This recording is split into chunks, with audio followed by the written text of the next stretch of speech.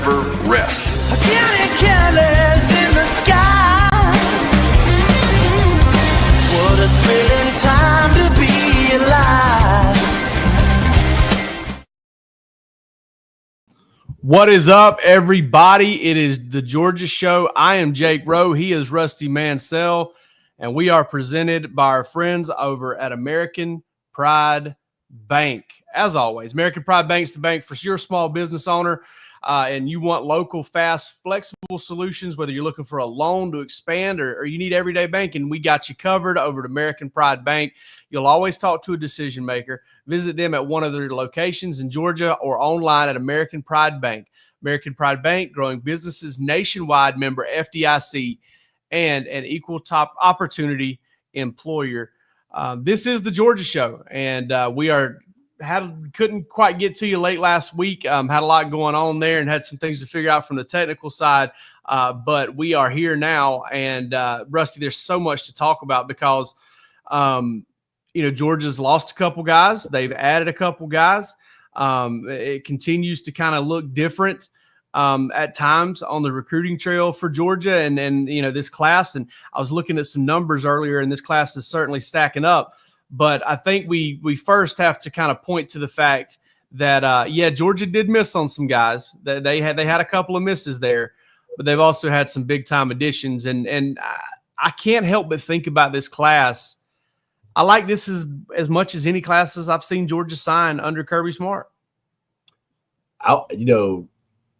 May 1st, I would have said Georgia's got no chance of being the number one class in the country. They've got a real chance to have the number one class in the country. And that's with some misses. I tells you what they're doing now. Obviously some headliners, the James Johnson, Tyler Atkinson, all that still, but you wind up getting Valdin Sone. You get Nick Abrams, some other guys, those positions. And listen, Georgia got a chance to be the number one recruiting class in America when this thing's all said and done. They're not done. And this thing's not over. Got to go all the way to December with this stuff. So what Georgia does, I should have never really doubted them, but my God, man, from where they came, May the 5th, they were 18th. They'll probably be 2, whatever, going into this week. And that's wild, man. And today's landscape of recruiting and everything that's going on, freaking Georgia is you got a chance to have number one recruiting class in the country, man. It says a lot about Kirby Smart and how things are at Georgia. Yeah, and honestly, I love kind of the upside and the upward mobility of a lot of these guys. I'm not going to sit here and predict that a bunch of guys are going to rise up the rankings, but when you look at like Lincoln Keys and even Chase Calicut and Valdin Sone and I expect Caden Prothrow, and if they're able to get Anthony Lonon, we're going to look at a lot of these guys tonight as we're talking about, this class. I just like what they're bringing in. And I guess we start here, Rusty, with Valdin Sone. We talked about him a lot. Valdin Sone is a Georgia Bulldog and is a part of the class now. For all intents and purposes, you basically said it. We talked about it a lot. Number one target. Maybe the number one defensive target on him and Jared Curtis might have been the top 2 guys when all was said and done. Why? Why was it that Georgia felt like we had to be all in on this guy? So he went to Auburn, I believe, that very first weekend, like the weekend right after Memorial Day. That Memorial Day was that Monday. We had 1 weekend left of May, and then I think June the 1st was that Sunday, I believe, something like that. He came over and he went to an OV at Auburn. Well, he got straight to Georgia on that Sunday afternoon late, and they worked him out. Anthony Lonon right there. They worked Valdin Sone out that night on an unofficial visit, and pretty much from then on out, it changed everything for him with Georgia. I mean, Georgia was recruiting him. Granted, and they went to Virginia to see this young man's from Sweden, but he plays in Virginia. Last year, he's 315 pounds. This kid's like a lot of huge. He's a background soccer player. Just grew into this super freak defensive lineman. It's got so much to learn. But I can tell you this: Georgia wants James Johnson. They would love to have James Johnson. They're going to continue to recruit James Johnson. He is a damn good football player, and many think he's one of the top 2 or 3 defensive linemen in this class. I don't care what Valdin Sone is ranked right now. I can tell you from the Georgia perspective, that was a guy they said we're not missing on, period. They were all in here, period. This is a 315-pound game-wrecking defensive lineman. And I think that Georgia felt like for what they asked their guys to do, for the fit at Georgia, for Trey Scott, this was their number one guy. And I said that, before James Johnson committed to Georgia, and people were like, hey, man, calm down a little bit. Let me tell you something. I know a few things. Georgia wants James Johnson. They wanted James Johnson. They recruited the hell out of James. They're still trying to get James Johnson. But I'm telling you right now, this was the guy that Kirby Smart said, we're not missing on, period. And they did. Yeah, and I mean, listen, it's self-explanatory if you watch this guy play and you look at how big he is. I mean, you saw it on the way in, 33.5-inch arms, 6'4", over 300 pounds. Kirby Smart, I've heard him talk about it a number of times, having 300-pounders along the defensive line. And not only that, but 300-pounders who are athletic and constrained and are twitchy. I mean, that's how you build a fantastic run defenses, is you have big humans up front that can move. Guys that, hey, we're going to try to block you one-on-one, but you're going to pay for it at a really high rate if you do. And that's what he is. I'm not sitting here trying to tell you this guy's is a nose tackle. I think he could probably do that. But it's funny we're getting to this point in the thing. I mean, this guy's got football instincts. And Rusty, I can tell you this. We see guys all the time in the state of Georgia. Elijah Griffin probably fits this bill. Tyler Atkinson probably fits this bill. They've been working with trainers since they were in 8th grade, 7th and 8th grade. This cat right here was in Sweden playing soccer. Yeah. Mm-hmm. I mean, he's kind of got that Joseph Jonah Ajonye upside there. Somebody had to introduce him to football, 2.5 years ago? Can you imagine when he goes, I get to hit people? I get to hurt people, and that's good. I'm here. I'm good with that. There's no yellow card in this right here. I don't want to get into all the football stuff, the real nerdy stuff. See that swim move right there? My goodness. To be able to strike somebody and unlock your hips, that is something I've watched some video of Trey Scott talking about, especially when Trey Scott was in North Carolina. To be able to gap control, it's not always creating a negative play. It is a guy like this that commands two people in front of you that allows those guys behind you to make plays. Are invaluable. And then when you get those one-on-one situations, it's hard to deal with this guy. He's penetrating, he's making plays, negative tackles for losses, quarterback hurries. They're just hard to find, man. And I'm telling you right now, Georgia, they were all in. And in today's world, when I say all in, they were all in, because this was a big boy freaking recruitment. And this was one that Kirby Smart said, we're not missing. We're in this thing till the end. This kid wants to be at Georgia, and we're going to get to the number to where we can get this kid at Georgia.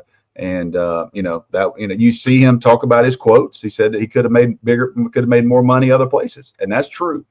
But this one, you don't get a discount with a player like this. You have to be all in on a player like this. There's only so many of these, man. There's only so many per class. I would say, I hadn't done all the study, but I know historically, Jake, there's about 5 or 6 of these type in each class, and you got to get 1 or 2 of them in Georgia. So they got last one in Elijah Griffin, and this is the guy that I certainly think it's every bit of worth mention. I don't know where he's going to end up in the rankings, but I know where he is for Georgia. And they felt like he was one of the top 4 or 5 defensive linemen in America, and they went after him. Man, you look at this D-line class, Rusty, and what it can be too, because we'll talk about this in a minute. But I'm thinking about this D-line class, and I look at P.J. Dean as a defensive end. Carter Luckey as a 3-technique defensive end. Preston Carey as just a great big old nose tackle, maybe 3-technique type guy. Valdin Sone's in there, 7 Clouds in there. Like, this is a very versatile, very big, very powerful defensive line class, and it's going to help out guys at the next level at the linebacker position. And Georgia also added Nick Abrams this past week, and Tyler Atkinson did not break their way. I've been saying for a while, said it right here on the show, said it on the board. I had my doubts as to whether Tyler Atkinson was going to ever end up in a Georgia uniform. Never felt right. It's just one of those odd situations. But they go out and they get Nick Abrams, and nobody in their right mind is going to sit here and tell you Nick Abrams was a higher target on Georgia's board than Tyler Atkinson is. But one thing we do know about Nick Abrams is Georgia really very much loves Nick Abrams, and for obvious reasons. 6'2", I can't remember what his arms came in at 83 wing. 83 wings, so that's different than arm measurements, but we're talking about a guy that's very long. And when we start this film up right here, you're going to see what we're talking about. I mean, this guy is reminds me a little bit of Alec Ogletree, just kind of the way he's put together. Look at his arms right there. Can you go back to that? I mean, that dude's untying his shoes standing up.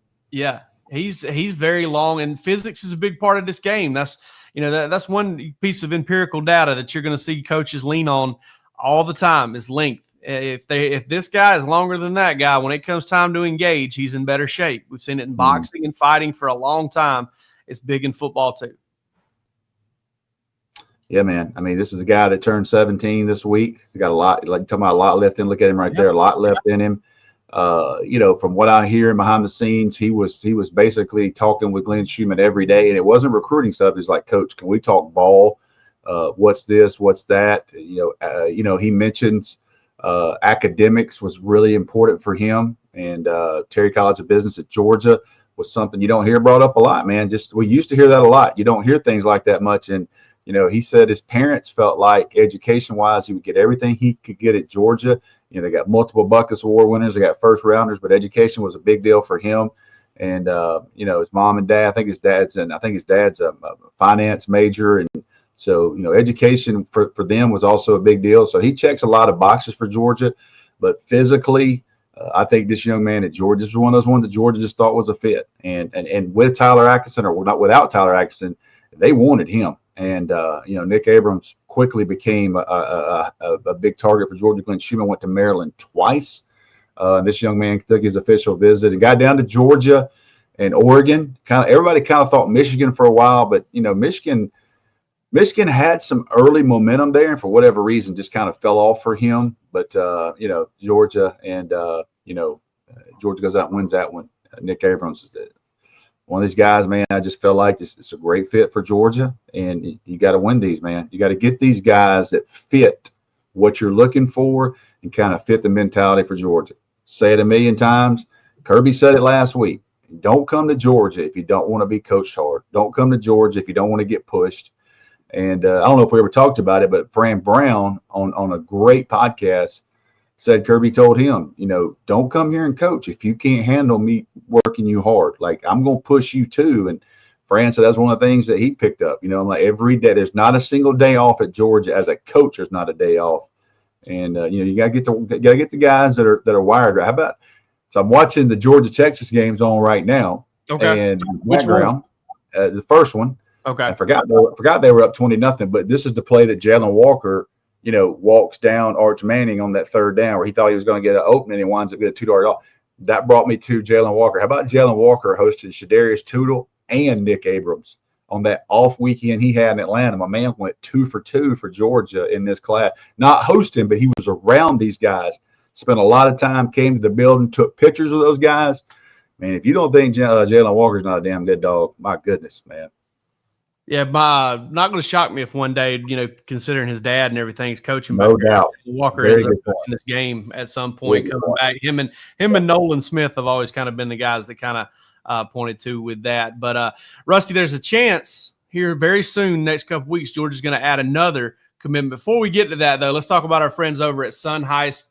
Listen, go over to sunheist.com. We've talked about them over and over and over again. Shane and Mary Heist, they live in Jefferson. This is very local to Athens, Georgia-based business, Georgia small business. They're doing an incredible job. We love their product. I can't speak highly enough about it. I've got a pair of Hemlock Aviators that I wear every day of my life. I've sat on them. I've sat groceries on top of them. They've fallen out of the truck. They've fallen out of I've done everything I could possibly do to them. They're not warped. They're not scratched. And if they were, you'd return them for a lifetime warranty because they've got a lifetime warranty. Shane says they've got injected polarization, which means they won't delaminate over time. And little birdie tells me they're working with the University of Georgia on a licensing agreement to maybe offer some UGA-specific sunglasses. When they have those, I'll let you know. They're going to be in Asheville this coming weekend. This coming weekend at a widespread panic type deal. So if you're going to be up there, they're going to be up there in person. Try them on, and you can in person use the promo code DawgsHQ20 for 20% off of your order with sunheist.com. They're our friends. We love them. We appreciate them. And certainly they help us bring you the Georgia Show as you know it. But Rusty, listen, there's one more recruit I want to get to here, and this is a guy that actually accidentally showed his film here before I showed anybody else, is Anthony Lonon. And looks like this one for now, and these things can always change. This cat plays his high school ball about maybe a mile and a half, if that, from the Georgia campus. As the crow flies, it's probably less than that from the Georgia football hub. But Anthony Lonon, we've talked about him on this show. I love what this cat brings to the table, and I know you do too. Yeah, man. Sometimes you got to trust the stats. And people kept asking me, can you get – I got him at 6'2", 266 pounds in March at my MVP camp.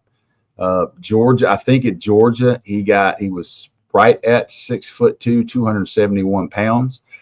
And I gave a comparison to Grady Jarrett. You know what I mean? Like this is and Grady Jarrett, I don't know if people follow me on X or whatever. I tweeted a couple of pictures the other night from Dog Night. Grady Jarrett, right before his senior year, came to Georgia and worked out. He was 6'1.5", 255 pounds. And you know why everybody passed on him. Okay. And everybody did. Kudos to Clemson. He's a small guy, state championship wrestler. Here's the thing that I never forgot about Grady Jarrett. His senior year, he had like 32 tackles, 32 or 33 tackles for loss, Jake.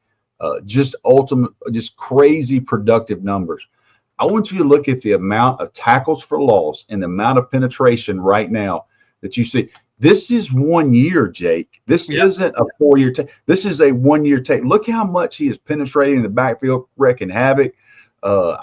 This guy's a problem. Look at that. I mean, that first step is so damn quick. I'm telling you right now. That's how you get off the field on third down, on third and 1.5 right there. Yes.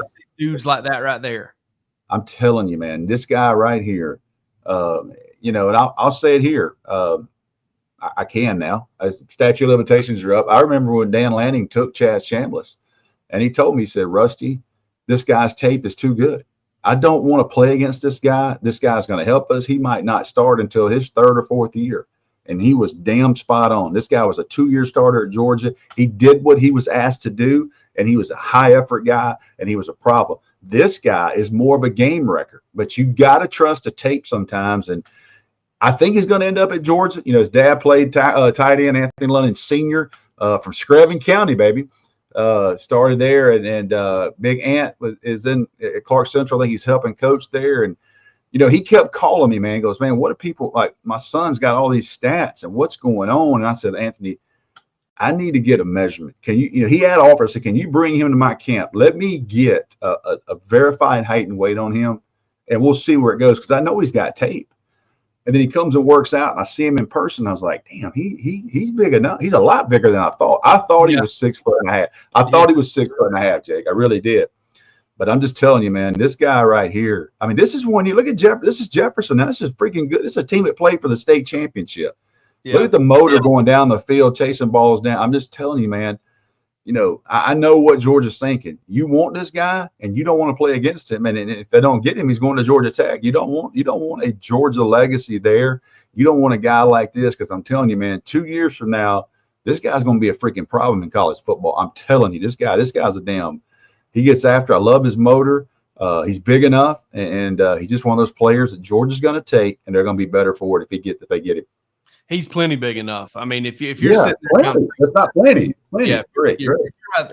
The thing I like about it, and I posted this on our board, Rusty, was, a lot of times the coaching staffs will tell a guy, hey, we want to do this, and this with you. And I'm not saying it's false, but they relay a sense of opportunity for a guy. They want to say, hey, we could see you doing these bunch of different things. They told Anthony Lonon, hey, they could see him playing anywhere from a 3 technique to a 9 technique. Now, if you want to know how many, techniques that is, that's between the two. That's a 3, a 4, a 4-eye, a 5, a 6, a 6-eye, and a 9. So that's like, 5 or 6 different techniques. Well, sometimes I believe that, sometimes I don't. And then you realize Glenn Schumann and Chidera Uzo-Deribe and Trey Scott are all communicating with this guy. Georgia understands that they've got to get a guy like that. They need a guy like this that can go wear a lot of different hats for them and just make plays. That can just wreck games. And like you pointed out, the motor is unbelievable. He doesn't stop playing. This is 1 year, Jake. This is 1 year. 1 year. He This plays is 1 year of tape. really solid competition in that region. Yeah. I've coached in that region. I've seen the teams in that region. There are a lot of big linemen and good football players. And right now, Georgia's trending for him, Rusty. Jeremy Johnson put in a pick. Steve Wiltfong put in a pick. I know you don't put in the RPM picks or anything like that, but as of today, I think we're feeling pretty good about Georgia's chances to land Anthony Lonon Jr. Yeah, the way the landscape is, and Steve Wilfong and Chad Simmons and all those guys, they need to put in picks. That's part of their job. Part of my job is to let you know what I think is going on currently. And I think Georgia's in a good spot. We're going to see. I do know that Georgia Tech they know what they've got to do to get this young man, and you know what that involves. And they did it last year. Went and got a kid named Christian Garrett out of Prince Avenue who was committed to Georgia, kind of a similar build. They went and got him, and they did exactly what they needed to do to overcome hometown Georgia kid, growing up Georgia kid. They got him to decommit. This one's a little different, I think, with his dad playing at Georgia. So, you got to hold off Tech at the end here, but I think right now I feel good about Georgia. I'm just telling you, man, this guy, you might follow me 15 years. I don't really try to gush too much. I don't want to put too much on these kids. I'm telling you right now, this kid's a damn baller, man. This kid's going to be a damn problem.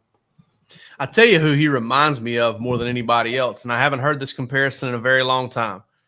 I think he's got a little David Pollock to his game. I agree. I didn't want to say that. He's talking about a three-time All-American. Yeah. But you don't want to put in a three-time All-American.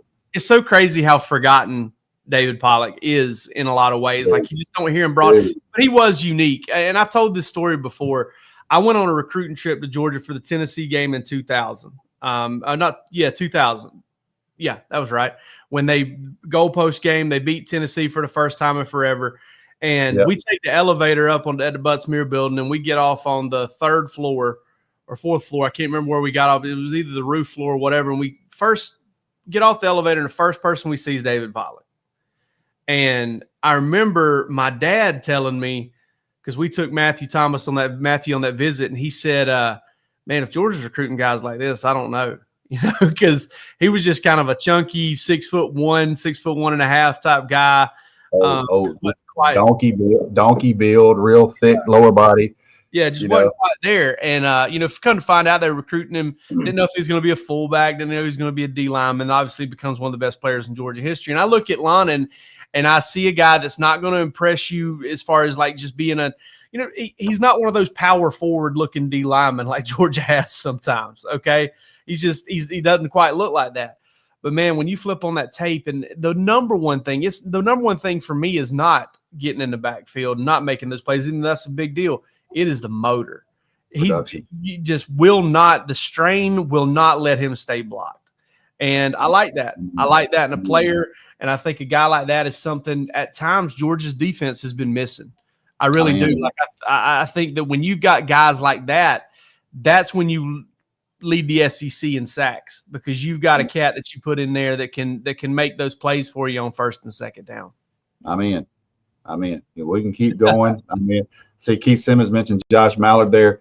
Josh Mallard was kind of similar, so big lower body, but man, Josh Mallard he might have been 6'1". Well, he had a great motor too. And Josh Mallard might fit today's game a little bit better. It's such a pass happy offense. He's a great pass rusher, but yeah, he always had a natural pass rush to him too. There was just something about the way he knew how to beat blocks in the pass. It wasn't a bad pad, no gloves, no pads. Dude just put his shoulder pads and jersey on. He held on if it were a mouthpiece. He was just after it, man. I tell you what, if he's got, I don't know what Josh Millard's up to these days at all, but I imagine if he's somebody's rec league coach or middle school coach or something like that, coaching his son's team or something, man, they're getting a full dose of the intensity is all I know. Is they used to call him Quadzilla, is what they used to call him. way this world is today, I'm not sure that Josh Maller's coaching a lot of youth teams right now. I can be honest. He's got a lot of old school. I bet you he's got a lot of old school in him, man. That's funny. He's got a lot of old school in him. That is funny. Well, hey, listen, somebody else is pretty old school is our buddy Andy Ludicky over at myperfectfranchise.net. And when I say old school, I mean Andy gets his hands in there and he gets to work. If you are a displaced corporate executive, or if you are just somebody that is looking to kind of put your own career and your own path in your own hands, Andy's your guy. Visit myperfectfranchise.net because Andy has thorough knowledge of franchises, of running businesses, of opening businesses, of consulting with businesses, and he can help you kind of find your American dream. You know, whether you're looking for a chance to add on to what you've already got, or whether you're trying to change course, Andy's the guy you need to talk to.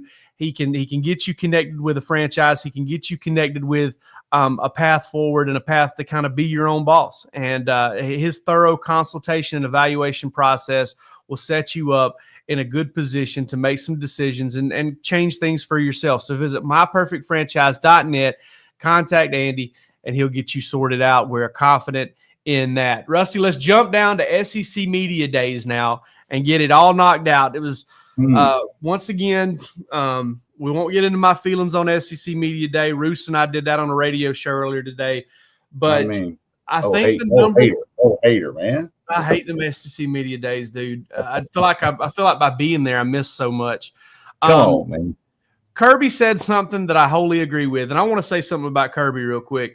Kirby's never been bad to me, but Kirby's never been good to me either. It's not like Kirby's ever sent me a birthday card or anything like that. He's never complimented me on asking good questions at press conference. What? I'm not trying to say that this because I think Kirby just hung the moon. Kirby's a dude, in my opinion. He's just another guy, all right? But he's a great football coach. And he said something at SEC Media Days that I couldn't agree with more, Rusty, and it's about relationships over transactions. And as preachy as that might sound to some people, he makes an excellent point. When it comes time to push somebody to their limits, when it comes time to push somebody and call them on their BS and tell them that they're not being what they can possibly be, it's easier to do that when you've got a relationship and you're not just the guy's not there over a transaction. And I think Kirby values that, and I believe that Georgia is where it is because he values that.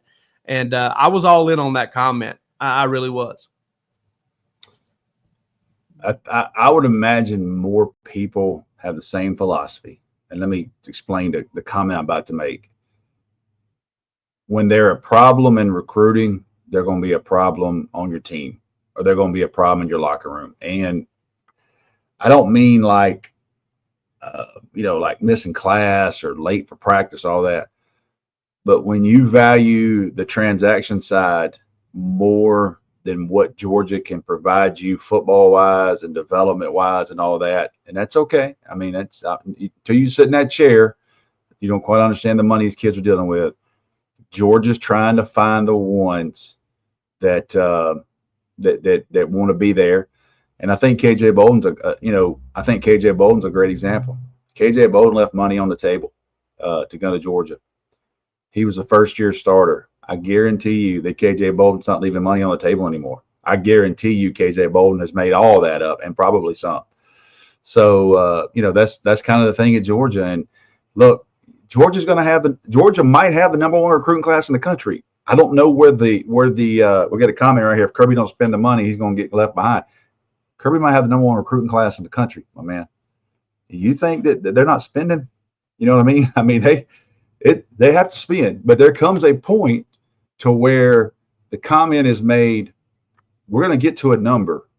And if that number is not good enough, then you're going to probably go somewhere else. You know what I mean? I know you want to be at Georgia. Here's the number you want. Here's the number we're at. Let's talk about it. And if it's too far off, then it's not Georgia. And that's a really good philosophy to build your locker room. I think that Georgia right now, you're not going to win every battle. I say it on the board every time. If it's only about money, Georgia's not winning any of those. Georgia's not. They're not winning any of those. Kirby Smart's not going to pay a freshman more than he's paying a starter at Georgia. He's not going to do that. Now, if you come to Georgia and you produce, you're going to get paid. You're going to get paid real freaking money. And, It's the whole program right now. And Georgia's one of those rare places still that sells the NFL value, a great education, and all of that to these recruits. And not saying it's right or wrong. Sometimes you don't know every kid's story. You don't. But from the Georgia side, if it's only about money, you'll never make it at Georgia. You'll be somewhere else. I think you're on mute, Jake. I don't even know how that happened. I certainly didn't put it. It's time to go, baby. It's time to go. I guess the new era. That's how we're doing it now. If Kirby don't spend that money, he's going to get left behind. Nobody's recruiting better than Georgia. Like nobody's. I mean, I'm not saying Georgia's doing it better than everybody else, but nobody's doing it better than Georgia. Not more consistently. We've even got Georgia fans talking about the depth is going to be depleted if they don't start paying money. Again, they're recruiting just as well as anybody else. Like that's not logical. Neighbor right here says Texas is becoming a problem, almost as big as Bama. You're gonna have to explain that one to me because Bama's a problem because Bama beats Georgia on the field. They're 1-6, Bama. Yeah, Texas is the opposite of that right now. Georgia's beat them twice in the same season away from their own home stadium. Now, even if Texas comes into Athens and gets them this year, I mean, guys, listen, all of these teams are a problem. All of them are trying to get in the way. All of them are trying to get good players. Texas got a really good class going right now. Texas has got 7 top 100 players just like Georgia does. You know what? Georgia's got 13 of the top 150. Texas has got like 9 of the top 150. Or I actually maybe less than that, maybe 8 of the top 150. So listen, there's all these different things that go into it. And I don't understand. It's almost counterintuitive if you really think about it and kind of the way Georgia fans look at this stuff in terms of recruiting and program building. Do you trade your coach for anybody else in the country? All of you are going to say no. Okay, you're not going to trade him for anybody else. They're still recruiting at an extremely high level. If you look at this year's class, before this year and before last year, Rusty, all of the hand-wringing was over, hey, all of our classes are top-heavy on defense. We can't get any offensive 5-stars other than linemen. Well, now Georgia's got their 2 top-rated commitments. Their 2 5-stars are a quarterback and a pass catcher, kind of an all-purpose pass catcher there in Caden Prothrow. And now we got something else to kind of get upset about. Man, listen, I've looked at this from a million different ways. I like this Georgia class as much as I've liked any other. And listen, Texas did what it did. It had a rough summer before last week. Texas had a pretty pitiful summer. Let me tell you something. I'll say this about Texas. The week before they got Tyler Atkinson and James Johnson, they had a very bad week. They lost Jalen Lott to Oregon.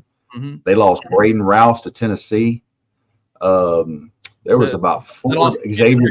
They lost Xavier Griffin to Alabama. Dude, they went like 0-5 the week before, and unfortunately, Caden Prothrow to Georgia. Unfortunately for Georgia, probably they sit there and looked at that. We just went 0 for 5. We're not going 0 for 2 this week. We've got this pile of money. We're putting it in those guys because they went after Braden Rouse and they lost him to Tennessee. And talking to Chad, he goes, "Man, Texas is not playing around with." I kind of thought he was going to Texas, and Tennessee was able to keep him. And then you look at Xavier Griffin out of Gainesville. I mean, this guy, Texas. So Texas had a really rough week, and then they signed Tyler Atkinson or get him committed, and James Johnson. So it is what it is. But you win some and lose some. So again, the days of stacking, kid on top of kid on top of kid, those are over. And today's landscape, you look at what Georgia's done. I would probably told you in May when Georgia was sitting 18th, if Georgia gets to 5 or if Georgia gets to 4 in the final rankings, that's a really good job. They won some really big battles. Guys, they got a chance to be number 1. They got a chance to be number 1. And, so if that means something to you, I mean, they got a chance to have the number 1 recruiting class in America. Yeah, no doubt. Listen, man, I'm all for my man Eunice here. Listen, they've been making $1 billion off these kids. I don't know who individually made $1 billion off these kids. It's $1 billion business. There's a lot of money exchanged hands. These guys are making great money now. They're making amazing money now, and they deserve it. I wrote a column about it today. Kids deserve a chance to transfer. They deserve a chance to make a bunch of money. I totally get all that. I'm not saying it's not, but that's a different issue than somebody getting left behind as far as this whole thing goes. And Rusty, let's get to this real quick. All SEC honors have been preseason, have been put out there. Georgia had nobody on the first team offense. Not shocked. They got a lot of good players, but not anybody that's really proven themselves to be a first team all SEC player. 4 players. Georgia just lost 3 defensive players to the first round of the NFL draft, and they've got 4 preseason all SEC first team guys. Christian Miller, CJ Allen, KJ Bolden, and Dalen Everett. Really like the makeup of that Georgia defense. Something I have never, ever before in my life seen, Rusty. Georgia swept the first team special team slot on all preseason all SEC team. Brett Thorson, Peyton Woodring, Bo Gardner, and Zach Branch.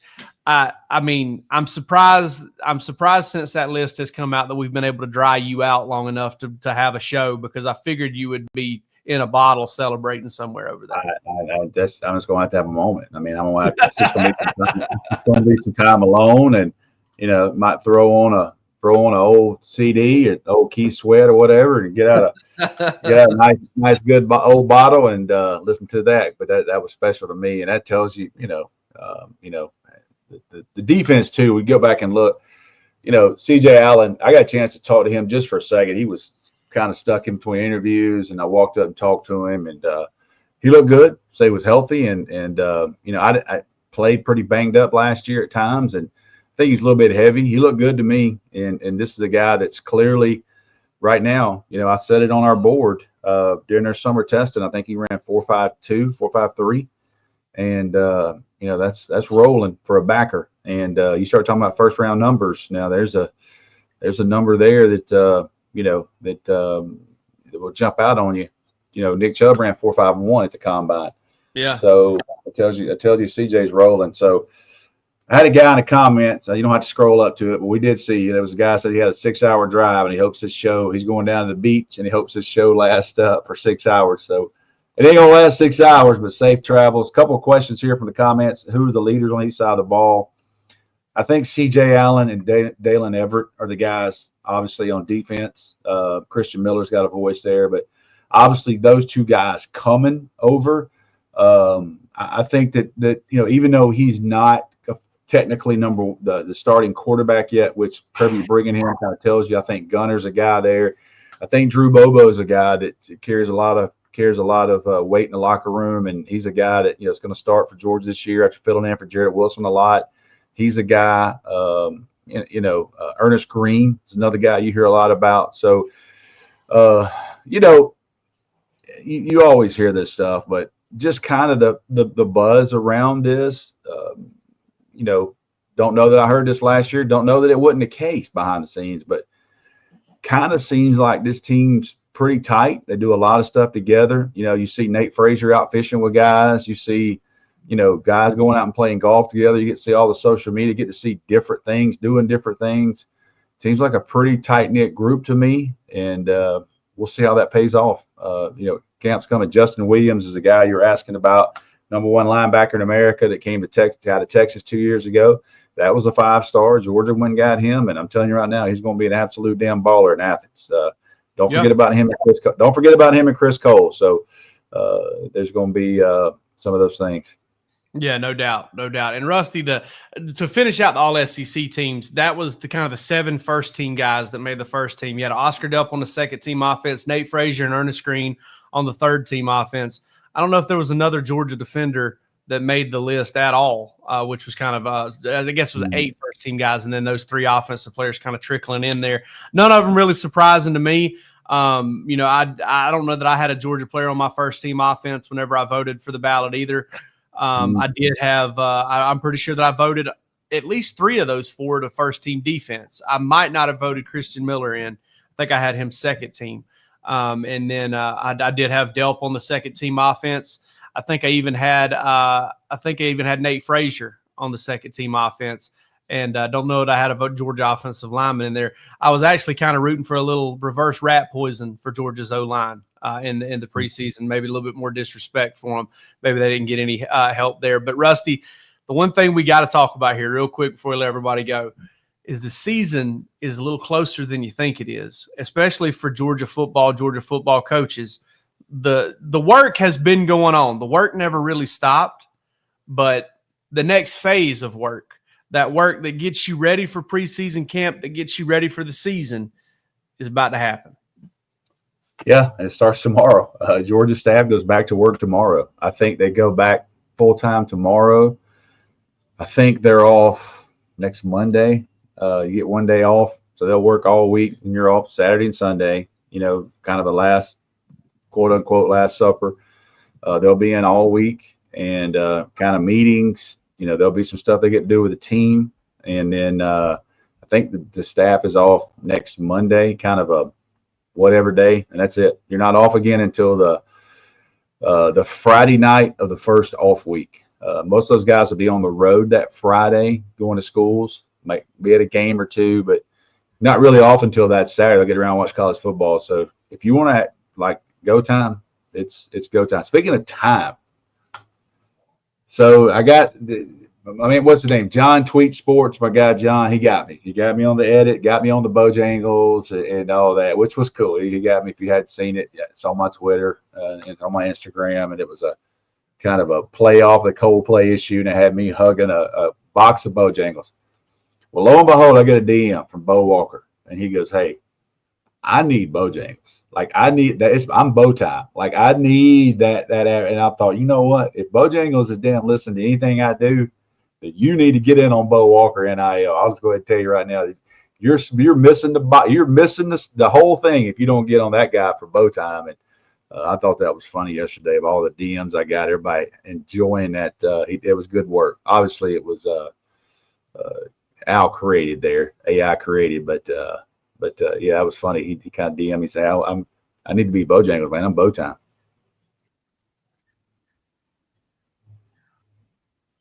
That's awesome. That is awesome.